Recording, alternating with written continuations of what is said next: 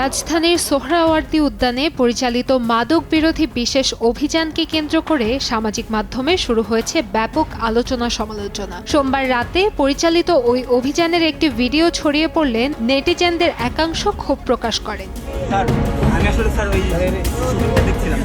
Viral হওয়া ভিডিওতে দেখা যায় অভিযান চলাকালে এক কিশোরকে চড় মারছেন এক পুলিশ সদস্য। ঘটনাটি সামনে আসার পর বিষয়টি নিয়ে প্রতিক্রিয়া জানিয়েছেন অভিনেত্রী শবনম ফারিয়া। ভিডিওটির একটি স্ক্রিনশট শেয়ার করে সামাজিক যোগাযোগ মাধ্যমে নিজের প্রতিক্রিয়া তুলে ধরেন তিনি।